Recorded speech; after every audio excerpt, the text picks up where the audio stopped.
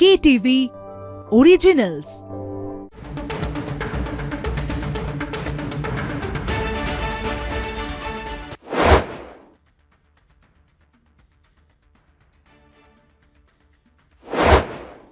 শুরু করছি আজকের স্টেডিয়াম বুলেটিন। ভাস্বতী রয়েছে আপনাদের সঙ্গে। Stadium bulletin co presented by Jack olive oil. Bharat New Zealand তৃতীয় ওয়ানডে সিরিজের তৃতীয় ম্যাচ, আর যে ম্যাচের দিকে আমাদের নজর ছিল প্রত্যেকের ইন্দোরের হোলকার স্টেডিয়ামে, যে স্টেডিয়ামে অসাধ্য সাধনের জন্য নেমেছিলেন ব্ল্যাক ক্যাপসরা। আর সেই অসাধ্য সাধন হলো এখনো পর্যন্ত কোনো ওয়ানডে সিরিজ ভারতের মাটিতে জয় করতে পারেনি নিউজিল্যান্ড। তবে আজকের পর বোধহয় সেই কথাটা হবে না, কারণ 41 রানে এই সিরিজ হেরে গেল ভারত। অবশ্যই নিউজিল্যান্ডের জন্য আজকের দিনটা, তবে আরও একটা বিষয় বলতে হয়, বিরাট কোহলি যিনি চেজ মাস্টার, তিনি অসাধ্য সাধনের জন্য অসাধ্য সাধন যাতে নিউজিল্যান্ড না করতে পারে এবং এই সিরিজে যেন কামব্যাক করতে পারে ভারত, তার জন্য সব রকমভাবে চেষ্টা করেও শেষ পর্যন্ত কিন্তু এই সিরিজ ভারতের মাটিতে ছিনিয়ে নিল নিউজিল্যান্ড। আরও একবার ভারতের মাটিতে টেস্ট সিরিজ জয় নিউজিল্যান্ডের এর আগে জানিয়ে একাধিক বিতর্ক তৈরি হয়েছিল। এবার নতুন করে আরও একটা জয় পেল নিউজিল্যান্ড ওয়ানডে সিরিজে। আর এই আজকে যে হার, ভারতের হার নিয়ে নানান বিষয় উঠছে, নানান ফ্যাক্টর রয়েছে। আমি সরাসরি চলে যাব, ইন্দোর থেকে রয়েছেন আমাদের assistant sports editor Joyjyoti Ghosh. Joyjyoti, আজকে বোধহয় ভারতীয় ব্যাটাররা এবং বলা যায় ভারতীয় ক্রিকেটের শ্বাস বিরাট কোহলি, তিনি সবটা অক্সিজেন যোগালেন, শেষ পর্যন্ত ক্রিজে থেকে লড়ে গেলেন। যদিও তিনি ক্লার্ক তার উইকেটটা নিয়ে নিয়েছিল, তবে শেষ পর্যন্ত তিনি লড়েছেন, 100 রান করেছেন, জয় এলো না ভারতের। আজকে ম্যাচে ভারতের হার নিয়ে কি পর্যবেক্ষণ রয়েছে? দেখো ভাস্বতী, বিরাট কোহলি নিয়ে নতুন করে কিছু বলার নেই। গতকাল থেকে আমরা প্রতিবেদনে এটাই দেখাচ্ছিলাম যে কি পরিমাণ ডেডিকেশন বিরাট কোহলির। গতকাল মহাকালেশ্বর মন্দিরে তিনি গিয়েছিলেন ভোরবেলায়, তারপরে এসে এখানে 1.5 ঘন্টা প্র্যাকটিস করেন এবং প্র্যাকটিস মেক্স পারফেক্ট। প্র্যাকটিসের বিকল্প কিছু হয় না। আজকে বিরাট কোহলির ইনিংসটা যদি দেখো, সেটাই কিন্তু এর প্রমাণ। 124 রানের ঝকঝকে ইনিংস এবং টকবক করে যেন মানে ছুটছেন সেই 22 গজে বিরাট কোহলি। মনে হচ্ছে 15 বছর আগের বিরাট কোহলি। তাই এটা বিরাট কোহলির ভার্সন 2। বিরাট কোহলি গ্রেটেস্ট ক্রিকেটারদের মধ্যে একজন, তাই সবাই বিরাট কোহলি নন। এবং ভারতের হারের কথা তুমি যদি বলো, তাহলে বেশ কিছু কারণ কিন্তু রয়েছে এই হারের, যদি আমরা ডিপলি পর্যবেক্ষণ করি। প্রথম কথা হচ্ছে 58 রানে 3 উইকেট পড়ে যায় নিউজিল্যান্ডের, তারপরেই তো মোমেন্টামটা ধরা উচিত ছিল। এবং বারবার একটা কথাই বলা হচ্ছিল যে ড্যারেল মিচেল। কলকাতা টিভিও গতকাল কিন্তু প্রতিবেদনে এটাই দেখিয়েছে যে মিচেলকে কিভাবে আউট করা সম্ভব, মিচেলকে আউট করার গেম প্ল্যান কি। কারণ এই মানুষটি গত 7টি ইনিংস তুমি যদি দেখো, 3টি ইনিংস তার মধ্যে 130-এর ঘরে রান ভারতের বিরুদ্ধে, জাস্ট অবিশ্বাস্য। 3 উইকেট পড়ে যাওয়ার পর 58 রানে, তারপর গ্লেন ফিলিপসের হাত ধরে যে পার্টনারশিপ, 219 রানের পার্টনারশিপ, এটাই কিন্তু সিরিজ নির্ধারক পার্টনারশিপ। শুধু ম্যাচ নির্ধারক বললে হয়তো ভুল হবে, সিরিজ নির্ধারক পার্টনারশিপ। এবং দুজনেই 100 রান করেন, জোড়া 100 রান করেন। এবং তারপর ভারতীয় ব্যাটিং যখন শুরু হয়, আমরা দেখি যে টপ অর্ডার কলাপস করে।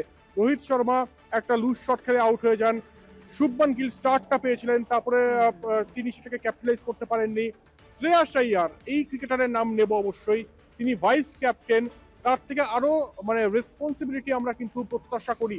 তবে আজকে শ্রেয়াস আইয়ার স্কুল বয় টাইপের শট খেলে আউট হয়ে গেলেন, যেটা একদম ক্ষমার অযোগ্য। যেখানে এটা মরণ বাচন ম্যাচ ছিল। নিউজিল্যান্ড এর আগে ঘরের মাঠে টেস্ট সিরিজ জিতে গিয়েছে, মানে ভারতের মাটিতে টেস্ট সিরিজ জিতে গিয়েছে। তাই এই ম্যাচটা কিন্তু মর্যাদার ম্যাচ ছিল এবং সিরিজ নির্ধারক ম্যাচ ছিল। তাই তার থেকে আরো দায়িত্ববোধ আশা করা, মানে আমরা এক্সপেক্ট করছিলাম যে তিনি আরো দায়িত্ববোধ সহকারে ব্যাটিং করবেন। তবে একদম স্কুল বয়স স্টাইলের তিনি আউট হলেন। এবং বিরাট কোহলি যেখানে অপর প্রান্তে ভালো ব্যাটিং করছিলেন, ওটা কিন্তু একটা ক্রুশিয়াল মোমেন্ট হয়ে যায়। আরেকজনের নাম নেব, রবীন্দ্র জাদেজা। 2013 সালে শেষবার ভারতের জার্সিতে ওডিআই ক্রিকেটে 1/2 রান করেছেন।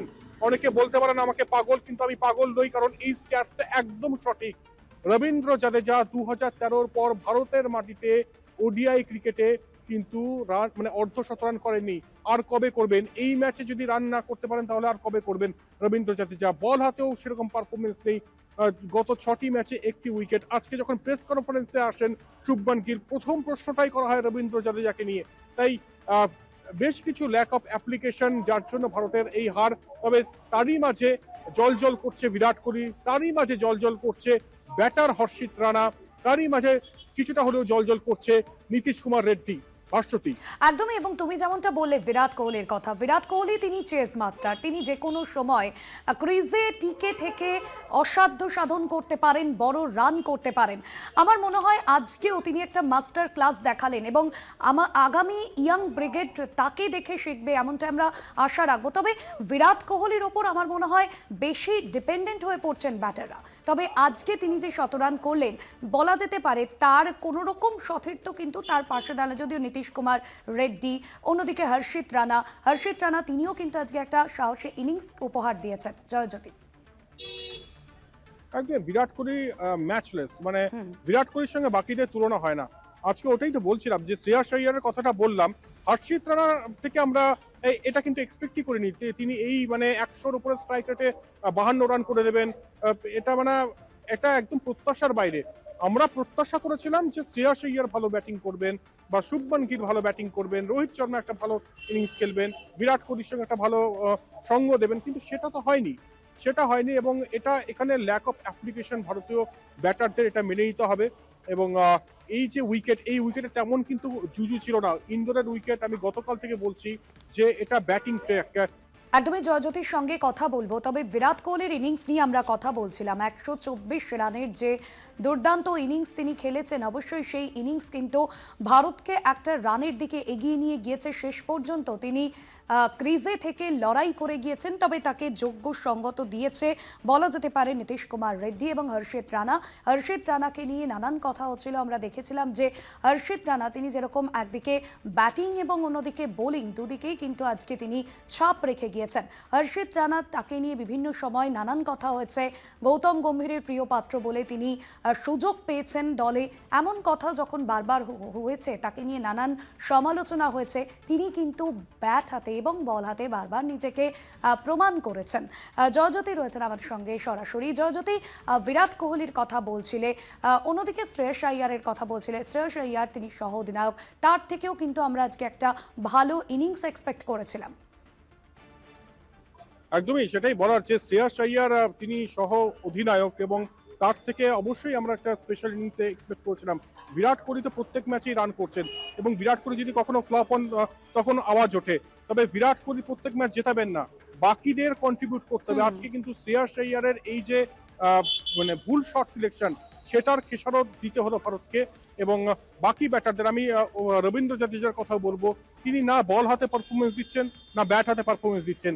এরকম একটা কথা শোনা যাচ্ছিল যে আয়ুষ বাদনীকে হয়তো খেলতে দেখা যেতে পারে, কিন্তু আমি গতকালের প্রতিবেদনে বলেছিলাম যে রবীন্দ্র জাদেজাই খেলবেন। কিন্তু খেলে কি হলো? খেলে তো আলটিমেটলি কোনো লাভ হলো না, কারণ রবীন্দ্র জাদেজা পাস্টে ভালো খেলতেন, সেটা নিয়েই আমরা বসে আছি।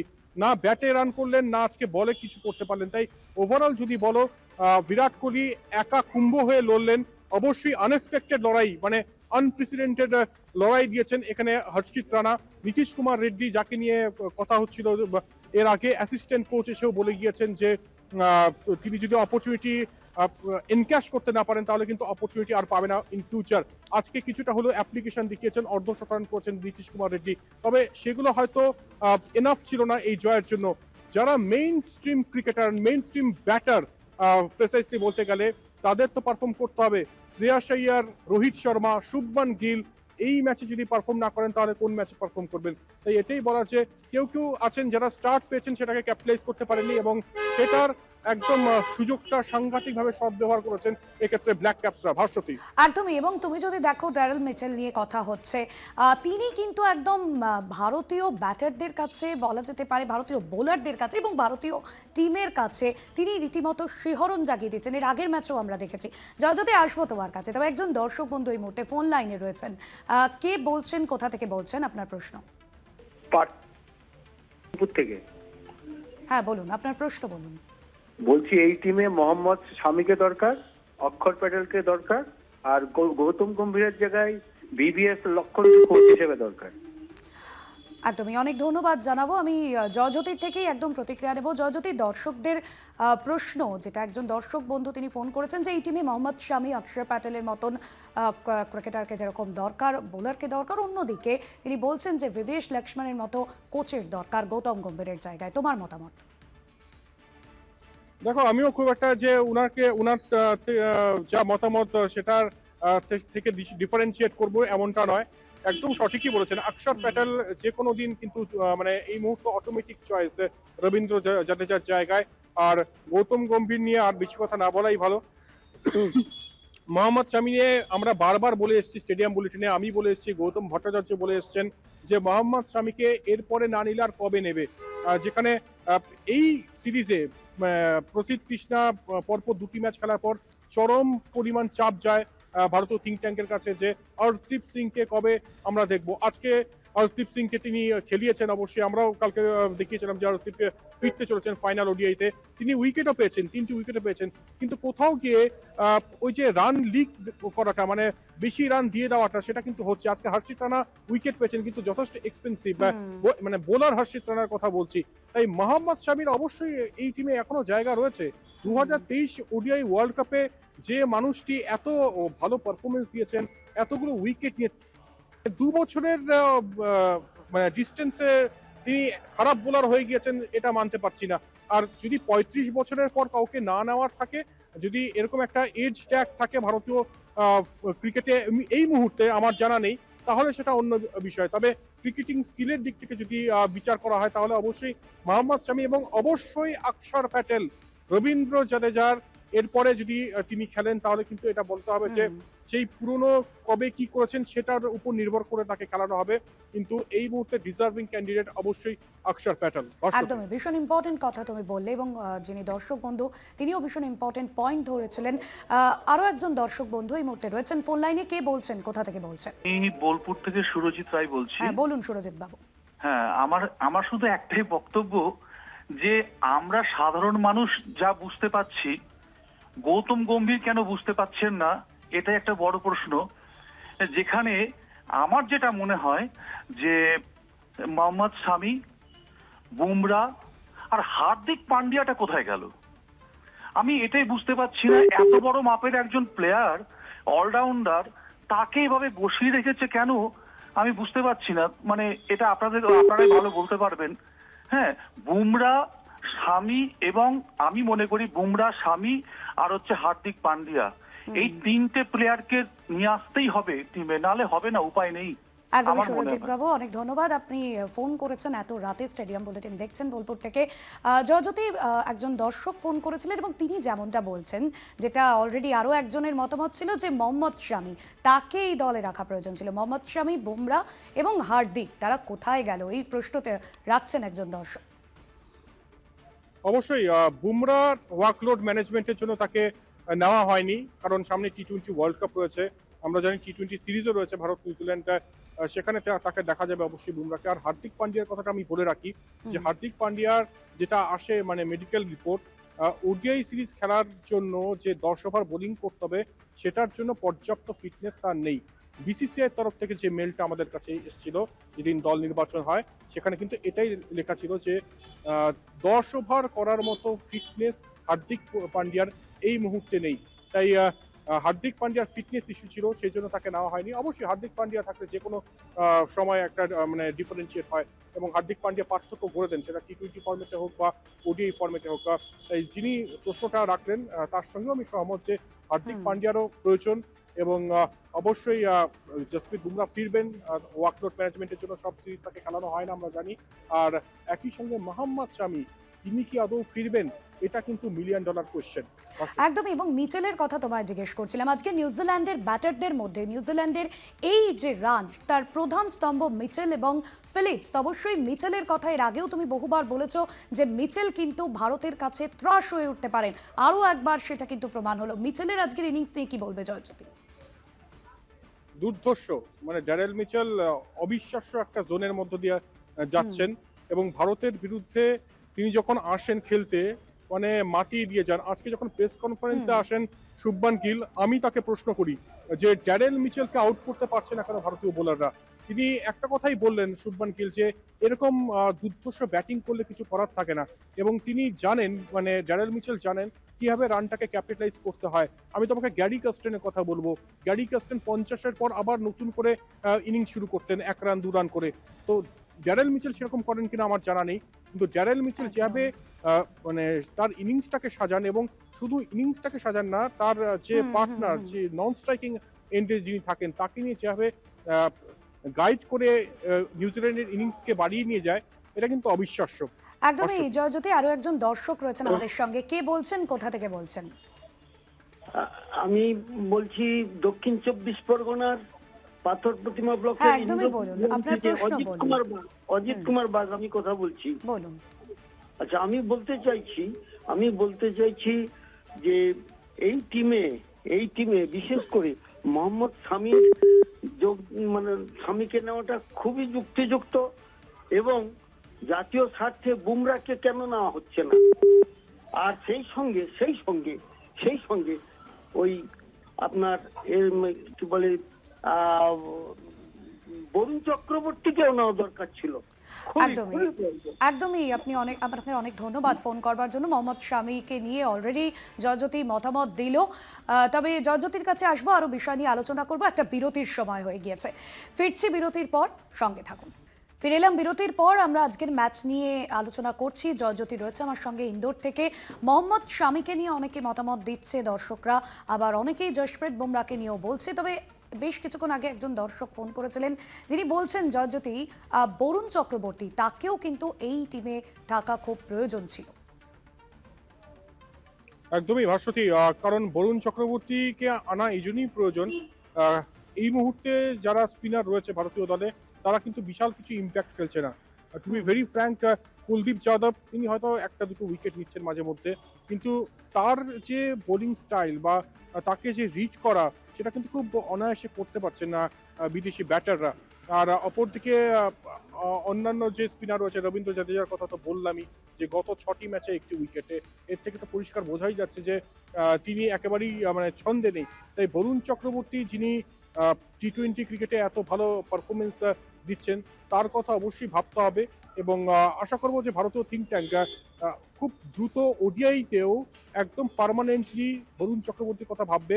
এরপরে আবার জুলাইতে ওডিআই সিরিজ, তাই এখন অনেকটা টাইম রয়েছে। এরপরে আমরা জানি টি-20 সিরিজ আছে ভারত নিউজিল্যান্ড, তারপরে টি-20 ওয়ার্ল্ড কাপ রয়েছে, সেখানে বরুণ চক্রবর্তীকে দেখা যাবে, এবং তারপর আইপিএল, এরপর লম্বা একটা বিরতি, জুলাইতে ওডিআই সিরিজ। যদি সেই সিরিজের দলে বরুণ চক্রবর্তীকে তুমি দেখো, তাহলে অবাক হওয়ার কিছুই থাকবে না। একদমই জয়জ্যোতি, তুমি সঙ্গে থাকো। তবে আজকে এই ম্যাচে হারের পর স্টেডিয়ামে থাকা দর্শকরা, ক্রিকেট অনুরাগীরা, তারা কি বলছেন আজকের এই ম্যাচ নিয়ে, শোনাবো আপনাদের। বিরাট কোহলির 100 রান, কিন্তু তা সত্ত্বেও ভারতকে হারতে হলো 41 রানে, সিরিজ হারতে হলো ভারতকে নিউজিল্যান্ডের কাছে। আমার সঙ্গে এই মুহূর্তে রয়েছেন ইন্দোরে বেশ কিছু ক্রিকেট অনুরাগী, তারা কি ভাবছেন আজকের ম্যাচে, তাদেরকে আমি সরাসরি প্রশ্ন করবো।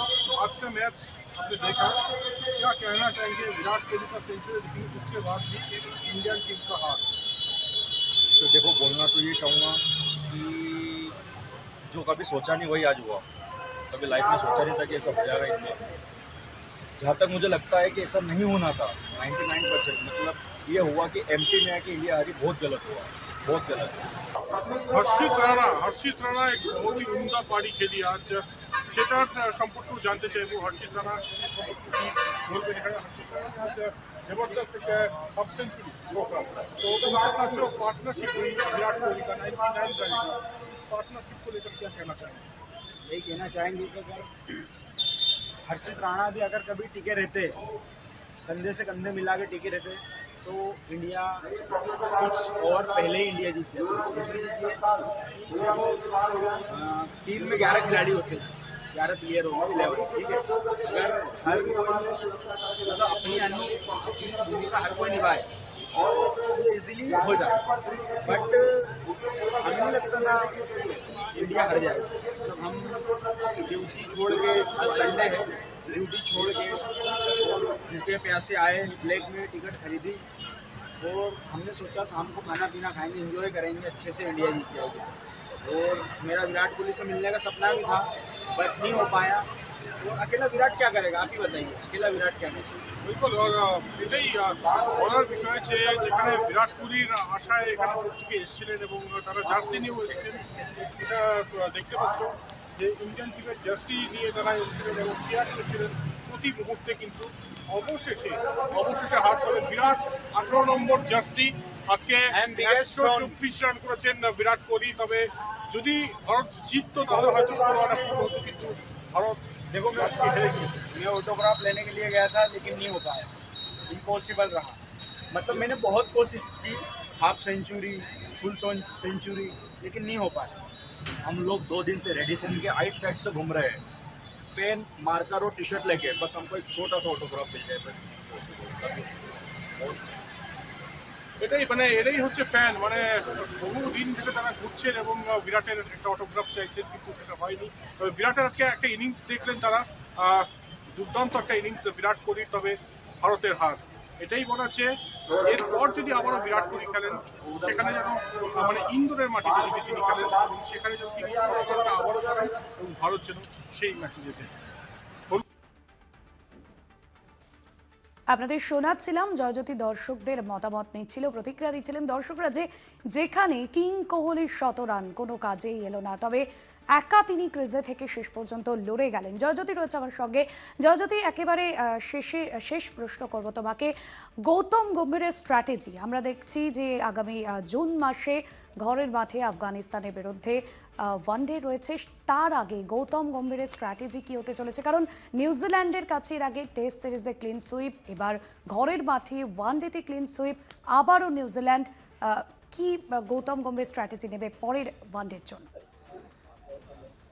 দেখো ভাস্বতী, প্রথম কথা এটা বলছি যে নিউজিল্যান্ডের আতঙ্কটা কিন্তু ধরে ওনার হৃদয়ে চলে এসছে গৌতম গম্ভীরের, কারণ টেস্ট সিরিজেও হার, ওডিআই সিরিজেও হার। গৌতম গম্ভীরের স্ট্র্যাটেজি কি হবে বলা খুব মুশকিল, কারণ একমাত্র তিনিই বলতে পারবেন তার স্ট্র্যাটেজি কি হবে। এই যে টস আমরা বলি, ভালো ক্রিকেটটা তো খেলতে হবে। আজকে টসে ভারত জিতেছিল, ফিল্ডিং নিল, লাভটা কি হলো? ভারত হারলো। আসলে বিষয়টা হচ্ছে যে এই টস, ডিউ ফ্যাক্টর, এইসব চিন্তা করতে করতে ক্রিকেটটাই কোথাও গিয়ে হারিয়ে যাচ্ছে, এবং যার জন্য শ্রেয়াস আইয়ারের মতো ক্রিকেটার একটা বাজে শট খেলে আউট হচ্ছে, বা অন্যান্য ব্যাটাররা শুরু করে সেটাকে ক্যাপিটালাইজ করতে পারছেন না। তো এটাই বলার যে স্ট্র্যাটেজি সব ঠিক থাকবে, কাগজে কলমের স্ট্র্যাটেজি তো অনেক কিছুই দেওয়া যায়, কিন্তু সেটাকে কি ইমপ্লিমেন্ট করা যাচ্ছে, এটা বড় প্রশ্ন। জুলাই থেকে যখন আবার ওডিআই সিরিজ শুরু হবে, 2027 অক্টোবর নভেম্বরে ওডিআই ওয়ার্ল্ড কাপ, এবং জুলাই থেকে প্রত্যেকটা ম্যাচ ড্রেস রিহার্সাল। সেই সময় আশা করব যে কাগজে কলমে যেটা লেখা হবে সেটা যেন ইমপ্লিমেন্ট করা হয় সঠিকভাবে। সবুজ গালিচায় এখনো দেখো এত রাত হয়ে গিয়েছে, এই দর্শকরা কিন্তু রয়েছেন এখনো পর্যন্ত ইন্দোরে, এবং তাদেরকে একটু তাদের কাছ থেকে জানতে চাইবো যে তারা কি ভাবছেন। আজ विराट कोहली का इतना बढ़िया इनिंग्स था, लेकिन फिर भी इंडियन टीम को हार का सामना करने पड़ा, क्या कहना चाहेंगे आप? सर हम कहना तो ये चाहेंगे, बाकी विराट कोहली ने इंडिया का दिल जीता है और इंदौर वालों का भी सैकड़ा मार के दिल जीत लिया है उन्होंने। बाकी ये खुशी हुई कि उन्होंने 100 रन बनाए यहाँ पे इंदौर आके, ये अच्छी बात लगी। मैच जीते, ये हार तो चलती है मैच में, बाकी मजा आया देखने में। इंडिया हार गया, लेकिन কোহলি ने दिल जीता, হৃদয় জিতে নিয়েছে বিরাট কোহলি ইন্দোরের, এটাই বলতে চাইছেন। এবং এটাই আজকে রাতে কিন্তু যদি তুমি সাম আপ করতে চাও, এটাই কিন্তু একদমই জয়জ্যোতি, আজকে রাত ভারতের রাত হলেও বিরাটের রাত, এবং ইন্দোরের হৃদয়ে, ইন্দোরবাসীর হৃদয়ে বিরাট কোহলি তিনি আজকের রাতে বিরাজমান। অনেক ধন্যবাদ জানাবো জয়জ্যোতি, সরাসরি ছিলেন আমাদের অ্যাসিস্ট্যান্ট স্পোর্টস এডিটর ইন্দোর থেকে, এবং আরও অন্যান্য বিষয় নিয়ে কথা বলবো আপনাদের সঙ্গে। তবে এখন একটা বিরতির সময় হয়েছে, ফিরে আসছি বিরতির পর, সঙ্গে থাকুন। ফিরে এলাম বিরতির পর, আর আমরা বিরাট কোহলিকে নিয়ে হয়তো আজকে কথা বলবো, কারণ আজ বিরাট কোহলি 100 রান করলেন, তবে সেই 100 রান ভারতের কাছে কাজে এলো না। আমরা শুরুটা দেখেছি ভারত অনেকটাই ভালো করেছে, ভারতীয় বোলাররা ভালো করেছে। হর্ষদীপ সিং এর কথা বলতে হয়, হর্ষিত রানার কথা বলতে হয়। হর্ষিত রানাকে নিয়ে বিভিন্ন সময়ে বিভিন্ন সমালোচনা হয়েছে। আমরা দেখেছিলাম যে হর্ষিত রানা তিনি নিজে যে বাবার কাছে কাঁদতেন, এমনটাও তিনি বলেছিলেন। এবং হর্ষিত রানা তিনি 3টে ফরম্যাটেই খেলেছেন, তবে তবে আজকে ব্যাটিং আর বোলিং দুদিকেই কিন্তু তিনি চাপ রেখে গেছেন এই ইন্দোরের হোলকার স্টেডিয়ামে। তবে গৌতম গম্ভীরের আগামী স্ট্র্যাটেজি কি হতে পারে তা অবশ্যই কিন্তু একটা জল্পনা থাকছে, কারণ এরপর জুন মাসে আফগানিস্তানের বিরুদ্ধে ঘরের মাঠে ওয়ানডে খেলবে ভারত। সেখানে অবশ্যই আমরা বিরাট কোহলিকে দেখতে পাবো। 2027 বিশ্বকাপের আগে বিরাট কোহলিকে নিয়ে নানান কথা হচ্ছিল, অবশ্যই 2027 বিশ্বকাপে বিরাট কোহলিকে আমরা দেখতে পাবো এমনটাও কিন্তু আমরা আশা রাখছি। অন্যদিকে বলা ভালো যে নিউজিল্যান্ড বোলাররা যাদের আমরা অনভিজ্ঞ ভেবে এসেছি, সেই নিউজিল্যান্ড বোলাররা কিন্তু আজকে দুর্দান্ত পারফরমেন্স করেছেন। সেই নিউজিল্যান্ড বোলারদের বা নিউজিল্যান্ড বোলিং লাইন আপকে বোধহয় কোথাও গিয়েও ভারতীয় ব্যাটাররা তারা হালকাভাবে নিয়েছেন। আমাদের সঙ্গে আমরা কথা বলেছিলাম আমাদের কলকাতা টিভির যুগ্ম সম্পাদক গৌতম ভট্টাচার্যের সঙ্গে। তার কি পর্যবেক্ষণ, তার কি মতামত শোনাবো আপনাদের। আজকের হাটটা খুবই একটা, আমি বলবো ইন্ডিয়ান ক্রিকেট একটা ওয়েক আপ কল, কারণ পরপর দুবার এই জিনিস ঘটলো। এখনো আমরা বলতে পারবো না যেটা ফ্লুক, কারণ টেস্ট সিরিজে 3-0, আবার এসে ওয়ানডেতে 0-1 পিছনে ট্রেল করে সেখান থেকে 2-1 হারিয়ে দিয়ে গেল ফুল স্ট্রেংথ ইন্ডিয়ান টিমকে। তার মানে 2027 যে সাউথ আফ্রিকা ওয়ার্ল্ড কাপে আমরা যেতে চাই এবং ওয়ানডে জিততে চাই, তার আগে কিন্তু টিমে বেশ কিছু পরিবর্তন করতে হবে বা টিমের মডেলটা বদলাতে হবে, কারণ এটা নিজের দেশে নিজের পরিবেশে এসে তোমায় হারিয়ে দিয়ে গেল। তোমায় ইন্দোরে হারিয়েছে নর্মাল ব্যাটিং উইকেটে, তার আগের ম্যাচে হারিয়েছে একটু হালকা টার্নারে। তার মানে ইন্ডিয়ান কন্ডিশনে এসে তোমাকে হারিয়ে যাচ্ছে। এর আগে টেস্ট সিরিজে 3-0। তো এরপরে যদি ইন্ডিয়ান ক্রিকেট নড়ে চড়ে না বসে, তাহলে হয়তো সাউথ আফ্রিকার আগে অনেক দেরি হয়ে যাবে। কোথাও একজন বোলিং অলরাউন্ডারের মারাত্মক দরকার হয়ে গেছে। কুলদীপ যাদবের অফ ডেটা কিভাবে বাকিরা ম্যানেজ করবে সেটা এখনো আমরা বুঝে উঠতে পারছি না। যখনই কুলদীপ যাদবকে অপোনেন্ট মেরে দিচ্ছে তখন প্রবলেম হচ্ছে। আরেকটা জিনিস ঠিক করতে হবে যে রবীন্দ্র জাডেজাকে আমরা আর কেন বয়ে বেড়াবো, এবং রোহিত শর্মাকে নিয়েও ভাবতে হবে, কারণ 2027 কিন্তু ওয়ার্ল্ড কাপটা নভেম্বরে, ওয়ার্ল্ড কাপটা বছরের শুরুতে নয়। কাজে এই ফর্মটা বয়স্কদের থাকবে সেটা ভাবাটা কঠিন হবে। Virat Kohli of course is an exception. তো বিরাট কোহলিকে রেখে বাকি বয়স্কদের ব্যাপারে আমরা কি করব সেটাও কিন্তু একটু ভাবা উচিত। অর্থাৎ এবার কিন্তু হার্ড ওয়েক আপ কলটা নিতে হবে যে আমার রিয়েলিস্টিক ও আয়নার সামনে দাঁড়াতে হবে। আমার এখন রেপুটেশন দেখলে হবে না, আয়নাটা দেখতে হবে। আজ ইন্দোরের রাত ভারতের জন্য না হলেও বিরাট কোহলির রাত। অবশ্যই এই ব্যর্থতা থেকে অবশ্যই ঘুরে দাঁড়াবে ভারতীয় টিম, এবং অবশ্যই গৌতম গম্ভীরের স্ট্র্যাটেজি আগামী দিনে কি হবে সেদিকে অবশ্যই নজর থাকবে। আপাতত আজকের স্টেডিয়াম বুলেটিন এখানেই শেষ করছি। অন্যান্য আরও খবরের জন্য দেখতে থাকুন কলকাতা টিভি রাত দিন 7 দিন।